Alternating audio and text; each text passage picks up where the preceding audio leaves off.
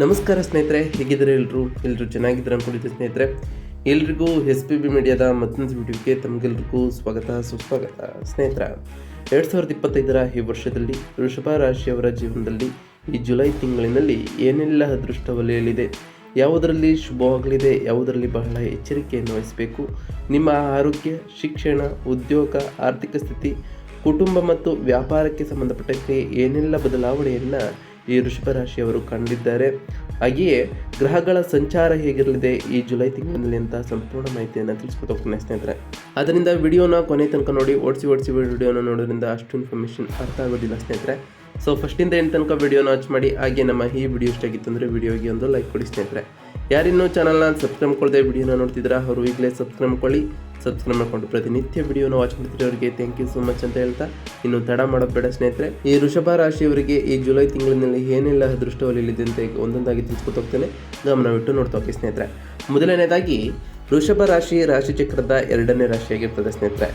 ಇದು ರಾಶಿಚಕ್ರದ 30ರಿಂದ 60ನೇ ಡಿಗ್ರಿಗಳನ್ನು ಒಳಗೊಂಡಿರ್ತದೆ. ಕೃತಿಕ ನಕ್ಷತ್ರ 2, 3, 4 ಪಾದಗಳು, ರೋಹಿಣಿ ನಕ್ಷತ್ರ 4 ಪಾದಗಳು ಮತ್ತು ಮೃಗಶಿರ ನಕ್ಷತ್ರ 1, 2 ಪಾದದ ಅಡಿಯಲ್ಲಿ ಜನಿಸಿದವರು ಈ ವೃಷಭ ರಾಶಿಗೆ ಬರ್ತಾರೆ ಸ್ನೇಹಿತರೆ. ಈ ರಾಶಿಯ ಅಧಿಪತಿ ಶುಕ್ರ ಆಗಿರ್ತಾರೆ ಸ್ನೇಹಿತರೆ. ಇನ್ನು ವೃಷಭ ರಾಶಿಯವರಿಗೆ ಈ ಜುಲೈ ತಿಂಗಳಿನಲ್ಲಿ ಗ್ರಹ ಸಂಚಾರಗಳು ಹೇಗಿರಲಿದೆ ಅಂತ ಕೇಳೋದಾದ್ರೆ, ಮೊದಲನೇದಾಗಿ ಈ ಜುಲೈ ತಿಂಗಳಿನಲ್ಲಿ ಗುರು ಮತ್ತು ಶನಿ ಬಲ ಇರಲಿದೆಯಾ ಅಂತ ಕೇಳೋದಾದ್ರೆ, ನಿಮ್ಮ 8ನೇ ಮತ್ತು 11ನೇ ಮನೆಯ ಅಧಿಪತಿಯಾಗಿರುವಂತಹ ಗುರು ಇಡೀ ಜುಲೈ ತಿಂಗಳು ಪೂರ್ತಿ ನಿಮ್ಮ 2ನೇ ಮನೆಯಲ್ಲಿ ಇರ್ತಾನೆ.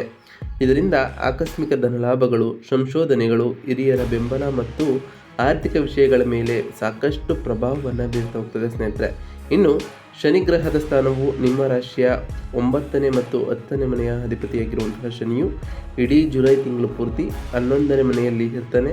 ಇದರಿಂದ ವೃತ್ತಿ, ಅದೃಷ್ಟ, ಆಧ್ಯಾತ್ಮಿಕತೆ ಮತ್ತು ಆದಾಯದ ಮಾರ್ಗಗಳಲ್ಲಿ ಸ್ಥಿರತೆಯು ಕೂಡ ಉಂಟಾಗ್ತಾ ಹೋಗ್ತದೆ ಸ್ನೇಹಿತರೆ. ಇನ್ನು ರಾಹು ಗ್ರಹದ ಸ್ಥಾನವು ನಿಮ್ಮ ರಾಶಿಯ 10ನೇ ಮನೆಯಲ್ಲಿ ರಾಹು ಇರ್ತಾನೆ. ಇದರಿಂದ ವೃತ್ತಿಯಲ್ಲಿ ಅನಿರೀಕ್ಷಿತ ಬದಲಾವಣೆಗಳು, ಹೊಸ ಅವಕಾಶಗಳು ಮತ್ತು ಸಾಮಾಜಿಕ ಮನ್ನಣೆ ಮೇಲೆ ಸಾಕಷ್ಟು ಪ್ರಭಾವವನ್ನು ನೀವು ಕಾಣಬಹುದಾಗಿದೆ. ಇನ್ನು ಕೇತು ಗ್ರಹದ ಸ್ಥಾನವು ನಿಮ್ಮ ರಾಶಿಯ 4ನೇ ಮನೆಯಲ್ಲಿ ಕೇತು ಇದ್ದಾನೆ. ಇದರಿಂದ ಮನೆಯ ವಾತಾವರಣ, ತಾಯಿಯೊಂದಿಗಿನ ಬಾಂಧವ್ಯ ಮತ್ತು ಮನಸ್ಸಿನಲ್ಲಿ ಶಾಂತಿಯ ಮೇಲೆ ಗಮನವನ್ನು ನೀವು ಹರಿಸಬೇಕಾಗಿರುತ್ತೆ ಸ್ನೇಹಿತರೆ.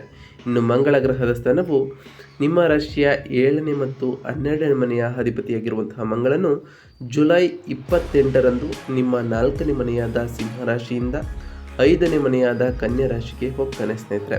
ಇದರಿಂದ ಪಾಲುದಾರಿಕೆ, ಖರ್ಚುಗಳು, ಸೃಜನಶೀಲತೆ, ಮಕ್ಕಳು ಮತ್ತು ಪ್ರೇಮ ವ್ಯವಹಾರಗಳ ಬಗ್ಗೆ ಹೆಚ್ಚಿನ ಗಮನವನ್ನು ಹರಿಸಬೇಕಾಗಿರುತ್ತದೆ ಸ್ನೇಹಿತರೆ.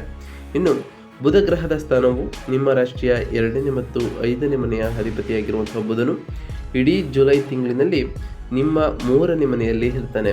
ಇದರಿಂದ ನಿಮ್ಮ ಮಾತು, ಆರ್ಥಿಕ ವಿಷಯಗಳು, ಮಕ್ಕಳು, ಶಿಕ್ಷಣ ಮತ್ತು ಸಣ್ಣ ಪ್ರಯಾಣಗಳ ಮೇಲೆ ಸಾಕಷ್ಟು ಪ್ರಭಾವವನ್ನು ಬೀರ್ತಾ ಬರ್ತದೆ. ಕೊನೆಯದಾಗಿ ಸೂರ್ಯಗ್ರಹದ ಸ್ಥಾನವು ನಿಮ್ಮ ರಾಶಿಯ 4ನೇ ಮನೆಯ ಅಧಿಪತಿಯಾಗಿರುವಂತಹ ಸೂರ್ಯನು ಜುಲೈ 16ರಂದು ನಿಮ್ಮ 2ನೇ ಮನೆಯಾದ ಮಿಥುನ ರಾಶಿಯಿಂದ 3ನೇ ಮನೆಯಾದ ಕಟಕ ರಾಶಿಗೆ ಪ್ರವೇಶಿಸುತ್ತಾನೆ ಸ್ನೇಹಿತರೆ. ಇದರಲ್ಲಿ ನಿಮಗೆ ಧೈರ್ಯ, ಆತ್ಮವಿಶ್ವಾಸ ಹೆಚ್ಚಾಗ್ತಾ ಹೋಗ್ತದೆ. ಸಹೋದರರೊಂದಿಗೆ ಸಂಬಂಧಗಳು ಸುಧಾರಿಸ್ತಾ ಹೋಗ್ತವೆ. ಸಣ್ಣ ಪ್ರಯಾಣಗಳು, ಸಂವಹನ ಮತ್ತು ಬರವಣಿಗೆಯ ಕ್ಷೇತ್ರದಲ್ಲಿ ನಿಮಗೆ ಅನುಕೂಲಕರವಾದ ಫಲಿತಾಂಶಗಳು ಉಂಟಾಗ್ತಾ ಹೋಗ್ತದೆ ಸ್ನೇಹಿತರೆ. ಇದರಿಂದ ಹೆಚ್ಚಿನ ಲಾಭವನ್ನು ನೀವು ಪಡೆಯಬಹುದಾಗಿದೆ.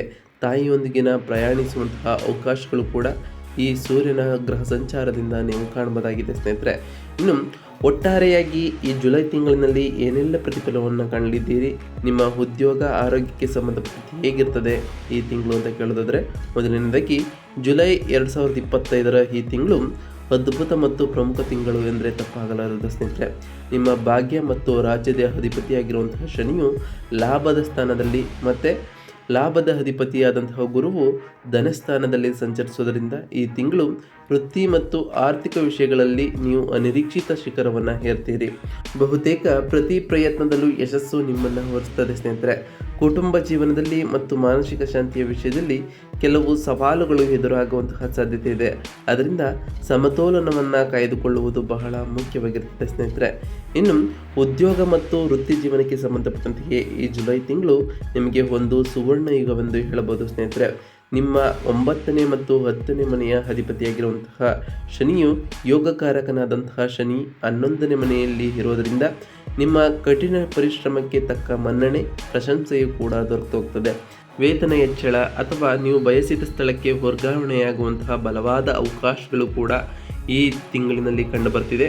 ಇದರ ಜೊತೆಗೆ 10ನೇ ಮನೆಯಲ್ಲಿ ರಾಹುವಿನ ಸಂಚಾರ ಆಗೋದ್ರಿಂದ ನಿಮಗೆ ಆಕಸ್ಮಿಕವಾಗಿ ಹೊಸ ಹೊಸ ಅವಕಾಶಗಳು ಮತ್ತು ಉನ್ನತ ಪದವಿಗಳನ್ನು ನೀಡ್ತಾ ಹೋಗ್ತದೆ.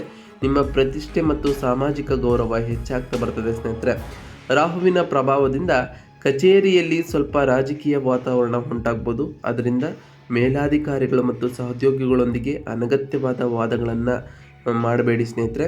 ನಿಮ್ಮ ಕೆಲಸದ ಮೇಲೆ ಮಾತ್ರ ಗಮನ ಹರಿಸುವುದು ಬಹಳ ಮುಖ್ಯವಾಗಿರ್ತದೆ ಸ್ನೇಹಿತರೆ. ಇನ್ನು ಆರ್ಥಿಕ ಸ್ಥಿತಿ ಈ ಜುಲೈ ತಿಂಗಳಿನಲ್ಲಿ ಹೇಗಿರಲಿದೆ, ಲಾಭವನ್ನು ತಂದುಕೊಡಲಿದೆಯಾ ಈ ತಿಂಗಳು ಅಂತ ಕೇಳೋದಾದರೆ ಅತ್ಯಂತ ಅನುಕೂಲಕರವಾದಂತಹ ಸಮಯ ಈ ಜುಲೈ ತಿಂಗಳು ಆಗಿರ್ತದೆ. ಏಕೆಂದರೆ ನಿಮ್ಮ 11ನೇ ಮನೆಯ ಅಧಿಪತಿಯಾಗಿರುವಂತಹ ಗುರುವು ನಿಮ್ಮ 2ನೇ ಅಂದರೆ ಧನದ ಮನೆಯಲ್ಲಿ ಇರೋದ್ರಿಂದ ಒಂದು ಅದ್ಭುತ ಯೋಗ ಸೃಷ್ಟಿಯಾಗ್ತದೆ. ಇದು ನಿಮ್ಮ ಬ್ಯಾಂಕ್ ಬ್ಯಾಲೆನ್ಸನ್ನು ಗಣನೀಯವಾಗಿ ಹೆಚ್ಚಿಸ್ತಾ ಹೋಗ್ತದೆ. ಕುಟುಂಬದ ಮೂಲಕ ಅಥವಾ ಪಿತ್ರಾರ್ಜಿತವಾಗಿ ಆಕಸ್ಮಿಕ ಧನ ಲಾಭ ಉಂಟಾಗುವಂತಹ ಸೂಚನೆಗಳು ಕಂಡು ಬರ್ತಿದೆ ಸ್ನೇಹಿತರೆ. ಬಹು ಆದಾಯದ ಮಾರ್ಗಗಳು ಉಂಟಾಗ್ಬೋದು. ನೀವು ಹಿಂದೆ ಮಾಡಿದ ಹೂಡಿಕೆಗಳು ಉತ್ತಮವಾದ ಲಾಭವನ್ನು ತಂದುಕೊಡ್ತಾ ಹೋಗ್ತದೆ ಸ್ನೇಹಿತರೆ. ಜುಲೈ 26ರ ನಂತರ ನಿಮ್ಮ ರಾಶಿ ಅಧಿಪತಿಯಾಗಿರುವಂತಹ ಶುಕ್ರನು ಕೂಡ ನಿಮಗೆ ಧನಸ್ಥಾನಕ್ಕೆ ಪ್ರವೇಶಿಸೋದ್ರಿಂದ ಆರ್ಥಿಕ ಪರಿಸ್ಥಿತಿ ಇನ್ನಷ್ಟು ಸುಧಾರಿಸ್ತಾ ಹೋಗ್ತದೆ. ಇದರಿಂದ ಧನ ಮಳೆಯೇ ಸುರಿಯುತ್ತದೆ ಅಂತ ಹೇಳ್ಬೋದು. ಈ ಮುಂದಿನ ಸಮಯವನ್ನು ನೀವು ಸದುಪಯೋಗಪಡಿಸಿಕೊಂಡು ಭವಿಷ್ಯಕ್ಕೆ ಸಾಧ್ಯವಾದಷ್ಟು ಉಳಿತಾಯವನ್ನು ಮಾಡಿ ಸ್ನೇಹಿತರೆ. ಇದರಿಂದ ಹೆಚ್ಚಿನ ಧನ ಲಾಭವೂ ಕೂಡ ನಿಮಗೆ ಆಗ್ತಾ ಹೋಗ್ತದೆ. ಮುಂದಿನ ದಿನಗಳಲ್ಲಿ ಹೆಚ್ಚು ಶ್ರೇಯಸ್ಕರವಾಗಿರ್ತದೆ ಸ್ನೇಹಿತರೆ. ಈ ತಿಂಗಳು ಕುಟುಂಬ ಮತ್ತು ಜೀವನಕ್ಕೆ ಸಂಬಂಧಪಟ್ಟಂತೆ ಕೆಲವು ಏರಿಳಿತಗಳನ್ನು ನೀವು ಗಮನಿಸಬಹುದು. ನಿಮ್ಮ 4ನೇ ಮನೆಯಲ್ಲಿ ಕೇತುವಿನ ಸಂಚಾರ ಆಗೋದ್ರಿಂದ ಮನೆಯಲ್ಲಿ ಒಂದು ರೀತಿಯ ಒಂಟಿತನ, ಮಾನಸಿಕ ಅಶಾಂತಿ ಉಂಟಾಗ್ಬೋದು ಸ್ನೇಹಿತರೆ. ತಾಯಿಯೊಂದಿಗಿನ ಸಂಬಂಧಗಳಲ್ಲಿ ಅಥವಾ ಅವರ ಆರೋಗ್ಯದ ವಿಷಯದಲ್ಲಿ ಬಹಳ ಜಾಗರೂಕರಾಗಿ ನೀವು ಇರಬೇಕಾಗುತ್ತದೆ.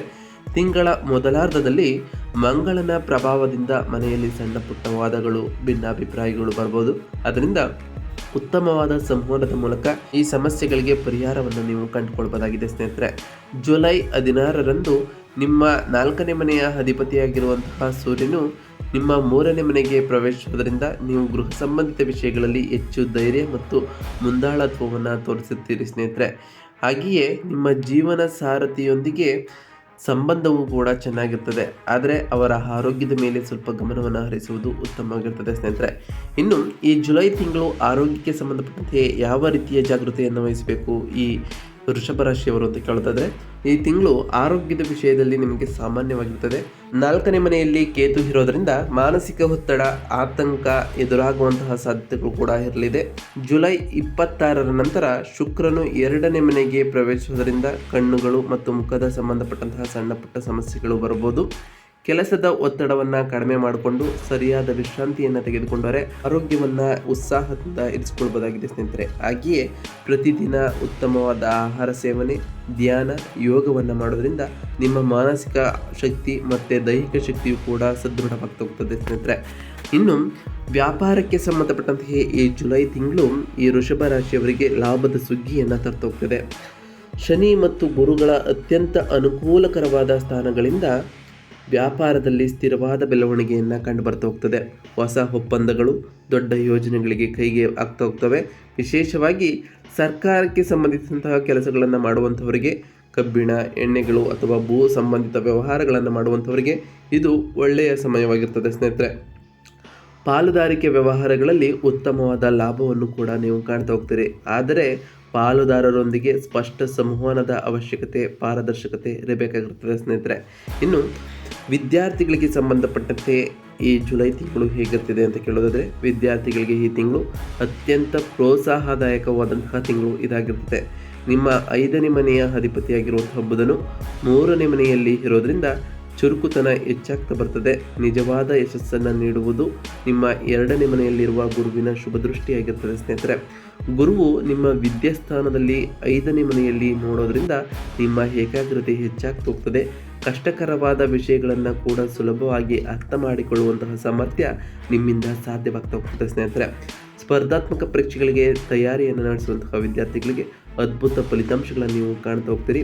ಹೊಸ ಕೌಶಲ್ಯಗಳನ್ನು ಕಲಿಯಲು ಇದು ಉತ್ತಮವಾದಂತಹ ಸಮಯವಾಗಿರ್ತದೆ ಸ್ನೇಹಿತರೆ. ಆದರೆ ಈ ಜುಲೈ ತಿಂಗಳಿನಲ್ಲಿ ಬಹಳ ಏಕಾಗ್ರತೆ, ಸಮಯ ಪರಿಪಾಲನೆ, ಶ್ರದ್ಧೆಯೊಂದಿಗೆ ನೀವು ಓದಿಕೊಂಡಿದ್ದೇ ಆದರೆ ವಿದ್ಯಾರ್ಥಿಗಳು ಉತ್ತಮವಾದ ಯಶಸ್ಸನ್ನು ಕಾಣಬಹುದಾಗಿದೆ ಸ್ನೇಹಿತರೆ. ಇನ್ನು ಈ ಜುಲೈ ತಿಂಗಳಿನಲ್ಲಿ ಈ ವೃಷಭ ರಾಶಿಯವರು ಮಾಡಬೇಕಾದಂತಹ ಸರಳ ಪರಿಹಾರಗಳೇನು ಅಂತ ಕೇಳೋದಾದರೆ, ಮೊದಲನೇದಾಗಿ ಪ್ರತಿ ಶನಿವಾರ ಆ ಶನಿದೇವರ ಜಪವನ್ನು ಮಾಡಿ ಸ್ನೇಹಿತರೆ. ಸಾಧ್ಯವಾದರೆ ಶನಿದೇವರ ದೇವಾಲಯಕ್ಕೆ ತೆರಳಿ ಶನಿದೇವರಿಗೆ ಪ್ರಿಯವಾದಂತಹ ಕಪ್ಪು ಎಳ್ಳಿನ ಬತ್ತಿಯನ್ನು ಹಚ್ಚೋದ್ರಿಂದ ಆ ಶನಿದೇವರ ಸಕಾರಾತ್ಮಕ ಪ್ರಭಾವಕ್ಕೆ ನೀವು ಒಳಗಾಗಬಹುದಾಗಿದೆ ಸ್ನೇಹಿತರೆ. ಹಾಗೆಯೇ ಪ್ರತಿ ಶುಕ್ರವಾರದಂದು ಲಕ್ಷ್ಮೀದೇವಿಗೆ ಬಿಳಿ ಹೂವುಗಳನ್ನು ಅರ್ಪಿಸಿ ಪೂಜೆಯನ್ನು ಸಲ್ಲಿಸೋದ್ರಿಂದ ಆ ಲಕ್ಷ್ಮೀದೇವಿಯ ಕೃಪೆಯೂ ಕೂಡ ನಿಮಗೆ ಸಿಗ್ತಾ ಹೋಗ್ತದೆ. ಹಾಗೆಯೇ ಮನೆಯಲ್ಲಿ ಸಂತೋಷ ಮತ್ತು ಸಮೃದ್ಧಿಯು ಹೆಚ್ಚಾಗ್ತಾ ಹೋಗ್ತದೆ ಸ್ನೇಹಿತರೆ. ಇನ್ನು ಪ್ರತಿ ಮಂಗಳವಾರದಂದು ಹನುಮಾನ್ ಚಾಲಿಸವನ್ನು ಪಠಿಸೋದ್ರಿಂದ ನಿಮ್ಮಲ್ಲಿ ಧೈರ್ಯ ಮತ್ತು ಶಾಂತಿ ಹೆಚ್ಚಾಗ್ತಾ ಹೋಗ್ತದೆ ಸ್ನೇಹಿತರೆ. ಹಾಗೆ ಪ್ರತಿ ಗುರುವಾರದಂದು ಓಂ ಗುರುವೇ ನಮಃ ಎಂಬ ಮಂತ್ರವನ್ನು 108 ಬಾರಿ ಜಪಿಸುವುದರ ಜೊತೆಗೆ ನಿಮ್ಮ ಬಲಗೈಗೆ ಅರಿಶಿಣದ ದಾರವನ್ನು ಕಟ್ಟಿಕೊಳ್ಳೋದ್ರಿಂದ ಗುರುದೇವರ ಸಕಾರಾತ್ಮಕವಾದ ಪ್ರಭಾವಕ್ಕೆ ನೀವು ಒಳಗಾಗಬಹುದಾಗಿದೆ ಸ್ನೇಹಿತರೆ.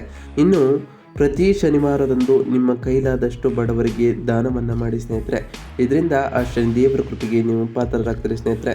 ನಾವು ತಿಳಿಸ್ಕೊಟ್ಟಿರುವಂತಹ ಈ ಎಲ್ಲ ಸರಳ ಪರಿಹಾರಗಳನ್ನು ನೀವು ಅನುಸರಿಸಿದ್ದೇ ಆದರೆ ನಿಮ್ಮ ಜೀವನದಲ್ಲಿ ಸಾಕಷ್ಟು ಬದಲಾವಣೆಯನ್ನು ಕಾಣ್ತಾ ಹೋಗ್ತೀರಿ ಸ್ನೇಹಿತರೆ. ಹಾಗೆಯೇ ನಿಮ್ಮ ಕುಟುಂಬ ಜೀವನವೂ ಕೂಡ ಸಂತೋಷಮಯವಾಗಿರ್ತದೆ. ನೀವು ಅಂದುಕೊಂಡಿರುವಂತಹ ಕೆಲಸಗಳು ಕೂಡ ಸಮಯಕ್ಕೆ ಸರಿಯಾಗಿ ಆಗ್ತಾ ಹೋಗ್ತವೆ ಸ್ನೇಹಿತರೆ. ಇದಾಗಿತ್ತು ಇವತ್ತಿನ ಒಂದು ವಿಡಿಯೋ ಸ್ನೇಹಿತರೆ. ವಿಡಿಯೋ ಇಷ್ಟ ಆಗಿತ್ತು ಅಂದರೆ ವಿಡಿಯೋಗೆ ಒಂದು ಲೈಕ್ ಕೊಡಿ. ಯಾರಿನ್ನೂ ಚಾನಲ್ನ ಸಬ್ಸ್ಕ್ರೈಬ್ ಮಾಡಿಲ್ಲ ಅವರು ಈಗಲೇ ಸಬ್ಸ್ಕ್ರೈಬ್ ಕೊಡಿ ಸ್ನೇಹಿತರೆ. ಸಬ್ಸ್ಕ್ರೈಬ್ ಮಾಡಿಕೊಂಡು ಪ್ರತಿನಿತ್ಯ ವಿಡಿಯೋನ ವಾಚ್ ಮಾಡ್ತಿರೋರಿಗೆ ಥ್ಯಾಂಕ್ ಯು ಸೊ ಮಚ್ ಅಂತ ಹೇಳ್ತಾ, ಹಾಗೆ ಕಮೆಂಟ್ನಲ್ಲಿ ಓಂ ಶನೈಶ್ವರಾಯ ನಮಃ, ಓಂ ಮಂಗಳಾಯ ನಮಃ, ಓಂ ಗುರುವೇ ನಮಃ ಎಂದು ಕಮೆಂಟ್ ಮಾಡಿ ಸ್ನೇಹಿತರೆ. ಆ ಶನಿದೇವರು, ಮಂಗಳ ದೇವರು ಮತ್ತು ಗುರುದೇವರು ನಿಮಗೆ ಆಯುಷ್ಯ, ಆರೋಗ್ಯ, ಸಮೃದ್ಧಿಯನ್ನು ಕೊಟ್ಟು ಕಾಪಾಡಲಿ ಅಂತಹ ದೇವರಲ್ಲಿ ಕೇಳ್ಕೊಳ್ತಾ ಇವತ್ತಿನ ಒಂದು ವಿಡಿಯೋನ ಮುಗಿಸ್ತಿದ್ದೀನಿ ಸ್ನೇಹಿತರೆ. ಸಿಗ್ತೀನಿ ಮತ್ತೊಂದು ವಿಡಿಯೋದೊಂದಿಗೆ. Thank you for watching.